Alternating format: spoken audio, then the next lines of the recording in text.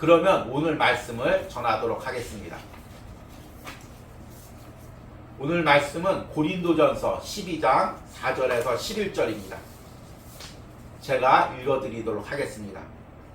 은사는 여러 가지나 성령은 같고 직분은 여러 가지나 주는 같으며 또 사역은 여러 가지나 모든 것을 모든 사람 가운데서 이루시는 하나님은 같으니 각 사람에게 성령을 나타내심은 유익하게 하려 하심이라.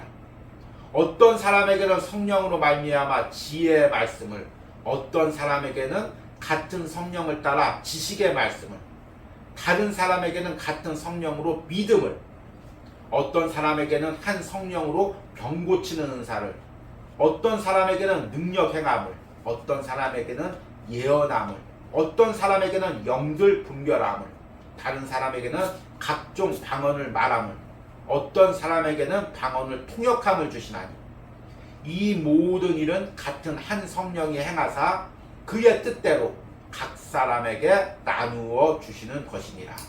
아멘. 앞에서 강구한 대로 6월 한 달 동안 성령 하나님 바로 알아가기라는 주제로 말씀을 드렸습니다. 그리고 지난 2주간 성령 하나님이 어떤 분이신지, 성령 하나님이 삼위일체 하나님 중에서 한 분이시고 함께 하나님과 함께 구원을 계획하시고 예수님의 십자가 사역 이후 이 땅에 오셔서 지금 우리 신령 가운데 그 구원의 역사를 이루어 가시는 분으로 말씀을 전했습니다. 그리고 그 성령 하나님이 하시는 일이 우리에게 성령 세례를 주시고 우리 안에 내주하시고 우리에게 충만한 은혜를 주신다고 말씀을 드렸습니다. 그리고 이제 오늘은 말씀의 제목이 성령 하나님이 주시는 은사들입니다. 성령 하나님에 대한 말씀들이 무척 예민한 말씀이지만 이 은사에 대한 말씀이 또한 굉장히 예민한 말씀입니다. 지금 한국교회는 이 은사에 대해서 크게 두 가지로 갈리고 있습니다. 하나는 이제 은사파죠. 은사 받고 성령 받아야 구원받고 은사 받아야 주의를 할 수 있다. 은사 만능주의적인 극단에 치우친 쪽에 한쪽이 있고 또 한쪽은 은사란 성경의 은사들은 성경에만 기록된 것이고 이제 성경이 기록됐으니까 성경만 믿으면 되고 이 땅에 은사는 없다. 은사 중지론이죠. 이렇게 극단으로 맞서고 있습니다. 그러나 우리 신앙은 항상 균형을 이루어야 됩니다. 한쪽에는 우리가 날마다 말씀의 은혜가 있어야 되고 또 한쪽에는 우리가 날마다 성령의 체험의 은혜가 있어야 됩니다. 이 둘 중에 하나만 쪽으로 기울게 되면 하나는 말씀적으로 교만하고 판단한 사람이 되고 또 은사 쪽으로만 기울게 되면 또 은사만 강조하면서 질서를 어지럽히고 자기 중심적인 사람이 되어가는 것입니다. 그래서 항상 우리는 이 말씀과 성령 체험이 함께 병행되어야 됩니다. 그래야 하나님이 기뻐하시는 신앙생활을 이루어갈 수가 있습니다. 특별히 우리가 이제 이 성령의 은사가 가장 중요한 시기가 하나님께서 이제 하나님의 교회를 세워갈 때, 또 공동체를 세워갈 때, 이 가정 가운데 하나님의 은사가 너무나 중요합니다. 제가 예전에 이제 우상을 섬기는 힌두교를 섬기는 나라로 성도들과 함께 단기 선교를 몇 차례 다녀온 적이 있습니다. 그런데 갈 때마다 하나님께서 놀라운 성령의 은혜를 베풀어 주셨습니다. 분명히 한국 땅에선 그런 놀라운 역사가 일어나지 않는데 그 단기 선교만 가면 또 그 해외로 선교 가서 집회만 인도하면 성령님께서 뜨거운 은혜를 부어주시는 것입니다.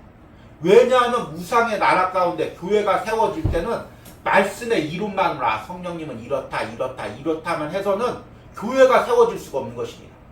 여러분 지금 한번 우리 이 땅의 교회들이 세워진 역사를 한번 돌이켜 보십시오. 지금 모든 것이 갖추어져서 성령의 은사를 별로 사모하지 않는 대형 교회들도 초창기에 그 초가집에서 세워질 때는 날마다 성령의 은혜가 부어져서 그 교회가 세워졌던 것입니다. 제가 그 단기 선교를 갔을 때 이제 성도님과 함께 선교사님이 교회를 세우고자 하는 그 지역에 가서 예배를 인도한 적이 있었습니다. 그런데 이제 그 가정집에서 예배를 인도하는데 또 이게 집이 좁다 보니까 어쩔 수 없이 그 옥상에 떼학볕이 굉장히 더운 데죠. 떼학볕 옥상에서 이제 많은 인원들이 꽉 차서 그 옥상에서도 이제 예배를 인도했습니다. 그런데 예배를 인도하는 가운데 그 뜨거운 옥상에서 성령의 은혜를 부어주신 것입니다. 그리고 예배를 끝났는데 사람들이 다 기도를 받으러 오는 것입니다. 그래서 기도를 하면은 병고침의 역사들이 일어나는 것입니다. 근데 그 중에서 한 여인이 자기도 기도를 해달라는 것입니다. 왜 그러냐고 했더니 자기가 밤마다 이상한 것이 보이고 악한 것이 자기를 사로잡고 머리가 막 깨어지듯이 아파서 지금도 견딜 수가 없다는 것입니다. 그러면 예수님을 믿겠느냐? 그래서 자신은 예수님을 믿지 않겠다는 것입니다. 자신은 섬기는 힌두 신이 따로 있으니까 목사님이 기도해 주니까 사람들이 다 이렇게 병고침을 받는 것 같으니까 자기도 기도해서 이 병만 고침을 받겠다는 것입니다. 그런데 제가 단호하게 거절했습니다. 그렇게는 해줄 수가 없다. 그러면 자기도 기도를 안 받겠다는 것입니다. 그러면은 좀 기다려라. 다시 한번 생각해봐. 그리고 다른 사람을 기도해 줬습니다. 그랬더니 이 여인이 이게 그 시샘이 나는 것입니다. 다른 사람들이 다 이제 은혜를 받고 병고침을 받는 거 보고 시샘이 나서 다시 다가오는 것입니다. 자기도 예수님을 믿겠다. 그러면 입술로 고백해라. 예수님은 하나님의 아들, 십자가에서 날 위해서 피 흘리신 분을 고백해라. 따라서 고백을 하는 것입니다. 그리고 나서 기도를 해줬더니 그 여인이 기도하자마자 방금 전까지 머리가 너무나 아팠는데 바로 지금 회복되었다는 것입니다.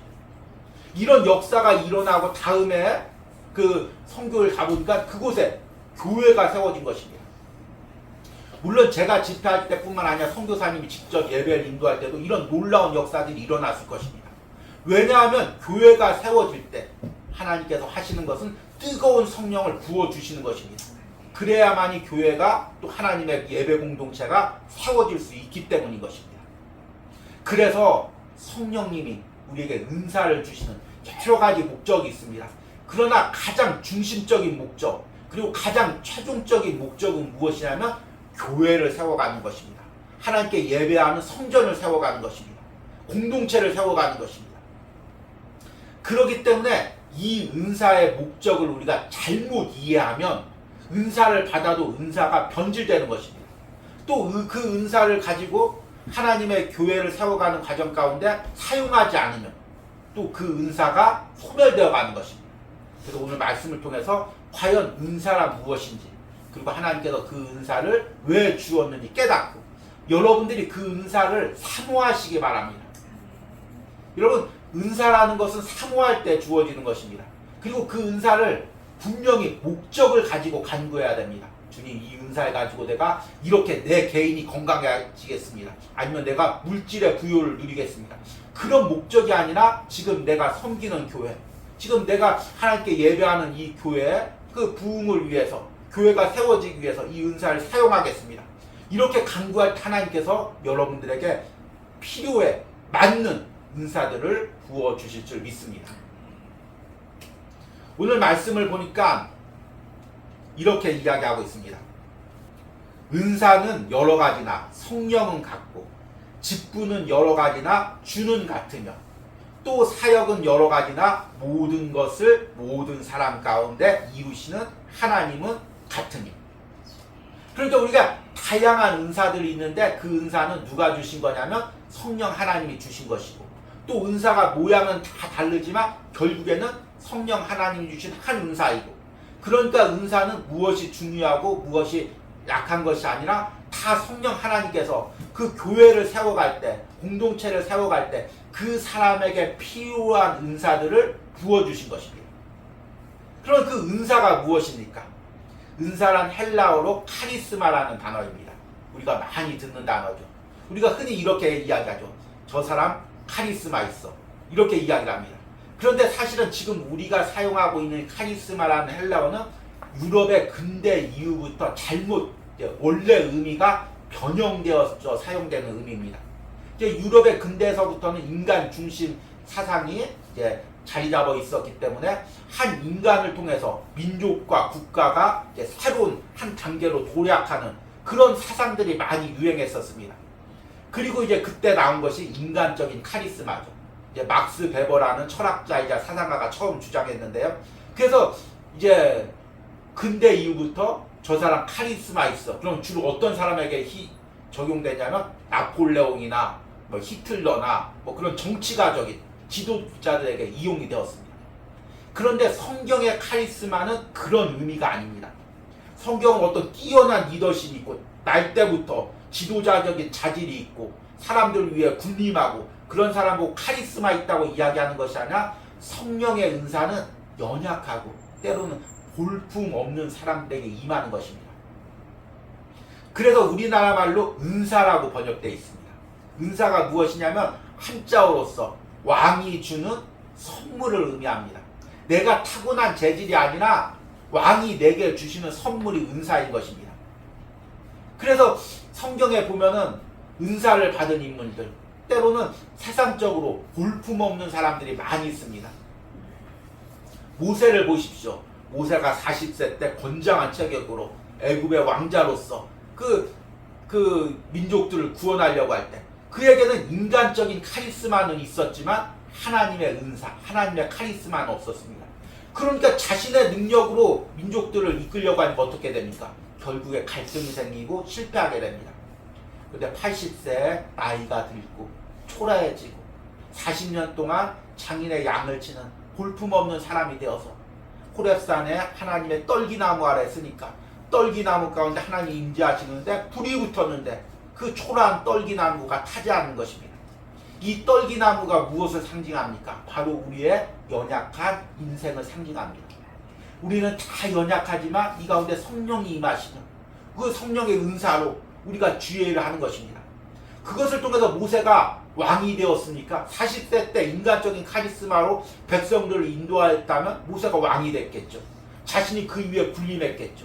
그러나 모세는 백성을 인도하면서도 하나의 목동의 입장에서 목자의 입장에서 그들을 인도하고 낮아지고 하나님께 무릎 꿇고 그래서 하나님께 예배하는 예배의 공동체로 세워갔습니다. 이제 신학에서 교회에 대해서만 공부하는 교회론, 이제 교회론이라는 것이 있습니다. 그 교회론에서 최초의 교회의 모습을 어디에서 보냐면 바로 모세가 광야로 인도했던 그 성막 가운데 함께 예배했던 이스라엘 공동체, 회중이라고 하죠. 그것을 가지고 교회의 처음의 모습으로 봅니다. 그러니까 결국에 모세가 하나님의 영에 충만해서 이루었던 것이 하나님께 예배하는 교회를 세워가는 것입니다. 이것이 바로 은사가 주신 이유입니다. 은사가 주셔서 내가 높아지고 내가 나타나면 교회는 세워질 수가 없습니다. 그런데 내가 죽고 하나님의 역사가 나타나면 교회가 세워지는 것입니다. 오늘 예배하는 우리 여러분들 중에서도 이제 내가 나이가 들고 세상에서 이제 지위가 약해지고 초라해졌다고 내가 이제 무엇을 할 수 있지? 내가 섬기는 이 교회를 위해서 무엇을 할 수 있지? 혹시 마음이 작아지신 분들이 있습니까? 그런데 이 볼품없는 떨기나무 가운데 하나님의 은사가 임하면 성령이 임하면 나를 통해서 교회를 세워가는 역사가 일어나는 것입니다. 여러분 이 은사들을 이 은혜들을 사모하시기 바랍니다. 그러면 하나님께서 이제 우리에게 은사를 주신 구체적인 이유가 무엇입니까? 바로 오늘 읽은 7절 말씀에 나옵니다. 각 사람에게 성령을 나타내심은 유익하게 하려 하심이라.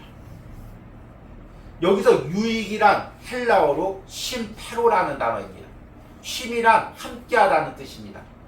그리고 페로라는 것은 견디다, 참다, 데리고 가다, 지탱하다, 따르다, 운반하다. 그러니까 쉼페로란 무슨 의미냐면 함께 견디고 함께 참고 함께 인내하고 함께 감당하고 그 의미인 것입니다. 그러니까 유익이란 무엇이냐면 내가 개인적으로 함께하는 것이 아니라 개인적으로 뭐가 좋아지는 것이 아니라 함께 감당할 수 있도록 함께 인내할 수 있도록 함께 목적을 이루어갈 수 있도록 하는 것이 유익이라는 것입니다. 그래서 성령님께서 우리를 주신 이유는 나 혼자 어떻게 되라고 주신 것이 아니라 이 은사를 주신 것은 이 은사를 통해서 함께 교회를 세워가라고, 교회에 어려움이 있을 때 함께 감당하라고, 교회에 일이 있을 때 함께 헌신하라고 은사를 주신 것입니다. 여러분 우리가 이제 은사에 대해서 여러 가지를 알아야 되지만 꼭 기억할 것이 은사라는 것은 함께 어울려지는 것입니다. 은사가 있어가지고 혼자만 튀어나고 그 은사를 통해서 오히려 분란이 생기고 그 은사를 통해서 교회 갈등이 생기면 그것은 둘 중에 하나입니다. 하나님이 은사를 주셨는데 그것을 잘못 사용했거나, 그래서 이제 사실은 제가 상반기 때 내면의 변화에 대해서 그렇게 강조한 이유가 바로 이것입니다.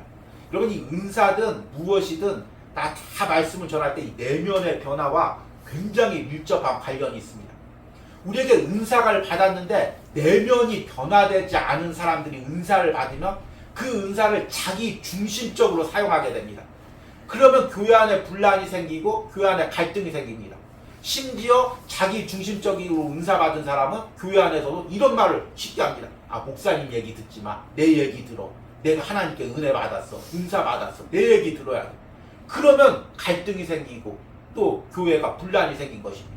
자기 중심성이 깨어지지 않은 상태에서 은사를 받으면 그 교회 은사가 변질되는 것입니다. 그리고 더 나아가서 지금의 이단들 중에서도 물론 처음부터 이단이었던 사람들도 있습니다. 근데 처음에는 정말 순수한 마음으로 하나님의 은사를 받다가 자기 중심적인 사고가 점점 그 안에서 자리 잡아서 그 은사를 자기 중심적으로 사용하다 보니까 자신을 신처럼 여기는 경우가 많이 있습니다. 그러니까 이 자기 중심적인 성이 깨어지고 변화되지 않은 상태에서 은사를 받으면 은사가 위험하게 되는 거죠. 하나님이 주신 목적으로 사용되지 못하는 거죠. 그러면 은사가 변질되는 것입니다. 또 하나는 은사를 처음부터 잘못 받은 것, 그런 은사를 통해서 교회 분란을 일으키고 갈등을 일으키는 경우가 많이 있습니다. 그러니까 은사를 개발한다는 것은 어떤 의미냐면 기도도 많이 하는 것도 중요합니다. 그런데 그 은사를 개발하는 건 은사의 용도에 맞게 사용하면 은사가 개발되는 것입니다. 여러분, 어떤 내가 기술이 있습니다. 뭐 차고 치는 기술이 있든지 아니면 뭐 컴퓨터를 다루는 기술이 있습니다. 그런데 가만히 놔두면 이것들이 자꾸 이제 쇠퇴합니다. 저도 이제 제 또래에 비해서 이제 인터넷 기계나 IT 기계를 다루는 게 되게 뛰어났습니다. 그래서 주변 사람들이 많이 묻고 그랬습니다. 근데 이제 요즘에 그런 걸 잘 안 사용하다 보니까 다시 한번 이제 한 1, 2년 전에 사용했던 어떤 기능을 사용하려다 보면은 이게 하나도 기억이 안 나는 것입니다. 그래서 다시 책을 보고 또 요즘에 편집을 할 때도 이런 기능들을 다시금 익히고 있습니다. 마찬가지입니다. 은사도 내가 하나님이 주신 목적대로 사용할 때 자꾸 개발되고 그것이 능력을 발휘하는 것입니다. 그 목적이 무엇입니까? 오늘 말씀에 자세히 풀면 그 유익입니다. 그 유익을 세 가지로 나눌 수가 있습니다. 첫 번째는 교회와 신앙 공동체를 세우는 유익입니다. 우리 주보 말씀에도 적어놨습니다. 에베소서 4장 12절 말씀 보면 이는 성도를 온전케 하여 봉사일을 하게 하며 그리스도의 몸을 세우려 하시니라.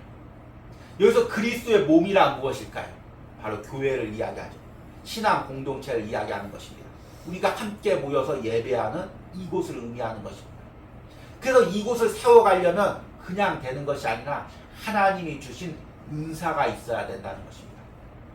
여러분, 교회는 그냥 건물로 세워지는 것이 아닙니다. 물질로 세워지는 것이 아닙니다. 사람으로 세워지는 것이 아닙니다. 교회가 세워질 때는 항상 하나님의 놀라운 은사가 부어져야 됩니다. 그리고 나서 그 교회를 세워가는 과정에도 성도들이 다 은사가 있어야, 각양의 은사들이 있어야 거기에 맞게 사명을 감당하면서 교회가 세워지는 것입니다. 그렇게 하나님께서 은사를 주신 목적은 교회를 세워가기에, 예배 공동체를 세워가기 위해서입니다. 두 번째는 성도들에게 유익을 주기 위해서입니다. 베드로전서 4장 10절에서 11절 전반부에 보면 이렇게 말씀이 나와 있습니다. 각각 은사를 받은 대로 하나님의 여러 가지 은혜를 맡은 선한 청지기 같이 서로 봉사하라. 만일 누가 말하려면 하나님의 말씀을 하는 것 같이 하고 누가 봉사하려면 하나님의 공급하시는 힘으로 하는 것 같이 하라. 여러분, 우리가 교회 안에서 작은 주의 일을 하는 것도 내 노력이나 의지로 못하는 것입니다. 흔히 교회 안에서 이제 초신자가 오죠. 초신자가 세상에서 어떤 기술이 있습니다. 뭐 특별히 하는 일이 있습니다. 그거와 관련된 일을 이제 교회에서 시키죠. 세상에서 지금 이런 일을 하고 있으니까 이제 열심을 내야 되니까 또 이제 일하면서 성도들끼리 친해져야 되니까 이 일을 하십시오. 그러면 세상에서 분명히 그 일을 잘하는 사람이 교회 안에서 그 일을 하는데 오히려 흥미를 잃고 재미를 잃고 또 성도들과 오히려 다툼이 생기는 경우가 많이 있습니다. 그러니까 주의 일은 세상에서 이 재능이 뛰어나다고 이것이 잘한다고 그냥 덮복시키는 것이 아니라 은사대로 시키는 것입니다. 그러니까 인간의 재능 앞에서 이야기한 것처럼 인간적인 카리스마로 일하는 것이 아니라 성령님이 하나님이 주시는 은사로 일을 할 수가 있는 것입니다. 교회 안에서 하다못해 작은 주차 봉사를 할 때, 아니면 교회 안에서 음식을 할 때, 아니면 교회 안에서 작은 안내를 할 때도 그 은사대로 일을 해야 되는 것입니다. 아, 저 사람은 참 인물이 좋고 예의 바르고 싹싹해, 교회 안내시켜야지. 그런데 그게 안 되는 것입니다. 왜 그럴까요? 성령님이 그 부분에 은사를 아직 부어주지 않았기 때문입니다. 그러니까 우리는 작은 교회 일을 할 때, 주의 일을 할 때도 하나님 은사 주시길 간구하고 그 은사대로 일을 해야 되는 것입니다. 저와 같은 주의 정도 말씀을 전할 때 아무리 지적인 말씀을 준비해도 하나님의 은혜를 부어주시지 않으면, 은사를 주시지 않으면 말씀의 은혜를 전할 수가 없는 것입니다. 그러니까 성도들이 항상 주의 종을 위해서 기도할 때 말씀의 은사를 충만하게 해주십시오. 이렇게 기도해야 되는 것입니다. 그리고 여러분들이 무슨 일을 맡아서 일을 할 때도 이 부분의 은사가 충만하게 해주십시오. 이렇게 기도해야 되는 것입니다. 마지막으로 유익은 하나님의 영광을 나타내는 유익입니다. 오늘 베드로전서 4장 11절 후반부에 이는 범사에 예수 그리스도로 말미암아 하나님이 영광을 받으시게 하려 하심이라. 모든 은사는 최종적으로 하나님이 영광을 받는 것입니다. 개인이 높아지면 안 됩니다. 개인이 그 하나님을 대신하면 안 됩니다. 모든 역사가 일어날 때 그 영광을 개인이 받으면 안 됩니다. 그러면 그것은 은사의 목적과 어긋나게 되는 것입니다. 그러면 이제 마지막으로 은사에는 어떤 종류가 있는가? 크게 두 가지 종류가 있습니다. 하나는 비이적적인 은사이고 하나는 이적적인 은사입니다. 이적적이란 단어가 무엇입니까? 기적이란 이야기죠. 그래서 비이적적인 은사라고 이야기하면 기적적으로 보이지 않는 은사입니다. 그런데 이게 단어가 사실은 이제 예전에 정한 단어라서 조금 이제 오류가 있을 수가 있죠. 비이적적인 은사라고 해서 이게 비이적적으로 보이지만 사실은 하나님의 이적이죠. 기적이죠. 그래서 그 부분이 무엇이냐면 오늘 8절 말씀해 보니까 어떤 사람에게는 성령으로 말미암아 지혜의 말씀을, 어떤 사람에게는 같은 성령을 따라 지식의 말씀을, 다른 사람에게는 같은 성령으로 믿음을. 믿음도 은사라는 것입니다. 아, 저 사람은 어떻게 저 상황 가운데 믿음이 충만할까? 다들 낙심돼서 말할 때 우리 교회 이렇게 해서 어려워, 우리 가정 이렇게 해서 어려워. 하나님이 하십니다. 이렇게 선포할 수 있는 것도 믿음이고 그것도 은사라는 것입니다. 아, 목사님 어떻게 그게 은사예요? 그거 그냥 평범해 보이는데. 그런데 사실은 그게 어쩌면 더 중요한 은사일 수 있다는 것입니다. 오늘 8절과 9절과 10절에 이제 그 은사에 대해서 이야기하는데 처음에 비이적적인 은사를 이야기하고 뒤에 이적적인 은사를 이야기합니다. 그런데 비이적적인 은사를 앞에서 이야기합니다. 다시 한번 읽겠습니다. 8절에 어떤 사람에게는 성령으로 말미암아 지혜의 말씀을, 어떤 사람에게는 같은 성령을 따라 지식의 말씀을, 다른 사람에게는 같은 성령을 따라 믿음을. 우리가 어떤 사람에게 지혜로 권면할 때 이럴 땐 이렇게 해야 돼. 그게 인간적인 지혜로 이야기하면 오히려 상대방에게 어려움을 주는 것입니다. 성령이 은혜를 주시고 그 은혜를 따라서 은사를 통해서 지혜롭게 이야기를 해야 됩니다. 저같이 성경 말씀을 전하는 것도 하나님이 주신 은사가 있어야 전할 수가 있는 것입니다. 사실 교회를 세워가는 그 기초에는 눈에 보이는 이적적인 은사보다 바로 이 비이적적인 은사들이 감당되어 있는 것입니다. 깔려 있는 것입니다. 그리고 이제 이적적인 은사에 대해서 9절 중반부부터 얘기합니다. 어떤 사람에게는 한 성령으로 병 고치는 은사를, 어떤 사람에게는 능력 행함을, 어떤 사람에게는 예언함을, 어떤 사람들에게는 영분별함을, 다른 사람에게는 각종 방언함을, 어떤 사람에게는 방언을 통역함을 주시나니.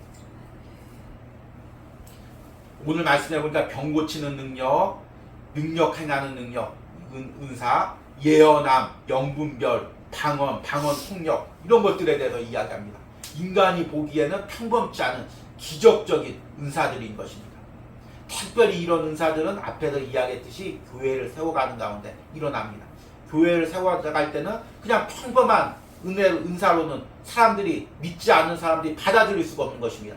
강한 우상이 자리 잡고 있는 가족 가운데 복음이 들어갈 때는 바로 이런 이적적인 은사들이 일어나는 것입니다. 그것을 통해 하나님이 하시고자 하는 것은 그 영혼이 하나님 앞에 깨어지고 굴복하고 교회를 섬길 수 있는 일꾼으로 세워가기 위한 과정인 것입니다. 이런 이적적인 은사들이 우리 가운데 일어나기로 합니다. 이제 말씀을 맺으면서 내가 사모해야 될 은사들에 대해서 말씀을 전하려고 합니다. 우리가 왜 은사를 사모해야 될까요? 이 은사가 있어야 주의 일을 감당할 수 있기 때문입니다. 은사가 없이 주의 일을 한다는 것은 맨손으로 땅을 파는 것과 똑같은 것입니다. 도라이바가 없이 나사못을 박는 것과 똑같은 것입니다. 엄지손가락으로 힘주어서 돌린다고 해서 그 나사를 박을 수가 있겠습니까? 제가 은사를 이야기할 때마다 항상 하는 예화가 있습니다. 제가 어렸을 때 이제 저희 어머니가 항상 삼형제가 있었는데 심부름을 시켰습니다. 그러면 앞에 있는 슈퍼에 가려면은 산을 하나 넘을 정도는 아니지만 앞에 있는 슈퍼에 가려면 먼 길을 걸어가야 했습니다. 근데 어머니가 그걸 시키면 삼형제가 서로 한다고 감당하는 것, 이야기를 하는 것입니다. 왜냐하면 어머니가 심부름을 시키면서 만약에 식용유 한 병에 500원이라고 하면 1000원을 주는 것입니다. 그리고 500원으로 식용유 사고 500원은 맛있는 거 사와라. 이렇게 넉넉하게 돈을 주는 것입니다. 그러니까 삼형제가 서로 그 슈퍼에 가서 맛있는 거 사 먹으려고 서로 가겠다고 하는 것입니다. 그런데 만약 나쁜 어머니가 딱 500원만 주든지 아니면 400원을 주면서 100원은 네 돈으로 슈퍼 가서 식용유 사와라. 그러면 누가 가려고 하겠습니까? 아니면 전혀 돈을 주지 않고 너 그냥 가면서 길거리 만나는 사람한테 돈 빌려서 식용유 사와라. 그럼 누가 사올 수가 있겠습니까? 그런데 주의 일을 하는 것도 똑같습니다. 주님께서 우리에게 사명을 주십니다. 교회를 세워가는 또 여러 가지 복음을 전하는 사명을 주십니다. 그러면 주님께서 아무것도 안 주고 네 능력으로, 네가 타고난 능력으로, 네 재능으로 어떻게든 세워봐라.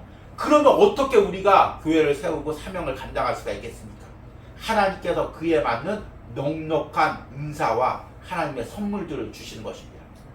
하나님께서 이 온유하우스를 섬기는 여러분들에게 이런 은사를 충만하게 주시기를 간절히 소망합니다.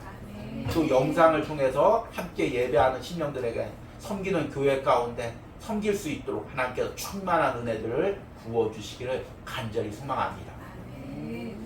이런 은혜가 여러분 가운데 충만하기를 함께 기도하겠습니다.